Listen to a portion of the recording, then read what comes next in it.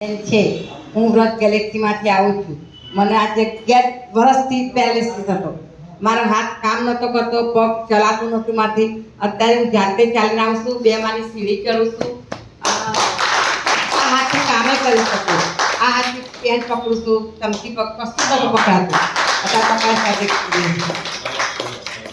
અને આ મોં છે ને થઈ ગયેલું પેરાલિસિસ. લાળ પડપડ કરતી હતા, લાળે બંધ થઈ ગઈ. મેં બોલું કેમ ના અત્યારે ઘણો ફાયદો થઈ જશે. યોગા બેસ બેસ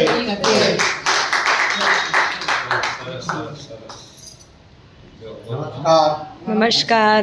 મારું નામ વિઠ્ઠલભાઈ સોલંકી ગેલેક્સી આવું છું. મારા વાઈફને લગભગ 2012માં પેરાલિસિસ થઈ ગયું. એ વખત જૂનાગઢની પરિક્રમામાં ગયેલા, પરિક્રમામાંથી ત્યાં પેરાલિસિસ થઈ ગયું. એ વખતે અમે 350 બીપી હતું, એમનો કોઈ ભાન જ નહોતું. ત્યાં વખતે અમે ડૉક્ટરની ટ્રીટમેન્ટ લીધી, એમનો ઓક્સિજન ઉપર રાખેલા. એ પછી અમે અમદાવાદમાં અત્યારે આપણે અમદાવાદમાં એડમિટ કર્યા. અને એ પછી અમે ઘણી દવાઓ લીધી, ફિઝિયોથેરાપી કરાયું.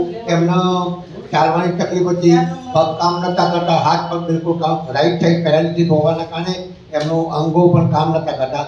એમને જમી શકાતું નહોતું, લખી શકાતું નહોતું, બોલવામાં તકલીફ પડતી હતી, એમને લાળ પડતી હતી. અત્યારે યોગાબેટમાં આજે 26 દિવસ થયા, એમને એકદમ ક્લિયર, એકદમ કમ્પ્લીટ થઈ ગયું છે અને એકદમ સારું છે અત્યારે. એટલે હું સુખદ અનુભવું છું. અને આ યોગાબેટમાં આવવાથી ઘણો ફાયદો છે.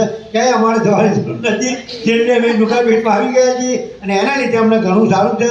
યોગાબેટ તમે બીજા બધાને શું કહેવા માંગો છો?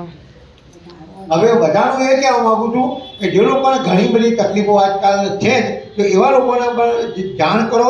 આજુબાજુ કોઈને તકલીફ હોય તેને થેરાપી લો સમયસર, અને બીજાઓને પણ જાણ કરો, જેથી કરીને એ લોકો પણ આ થેરાપી લેવા માટે આવે અને રોગમુક્ત થાય અને એમનું સ્વસ્થ જીવન થાય. એ માટે મારો પણ એવો અનુભવ છે. Thank you.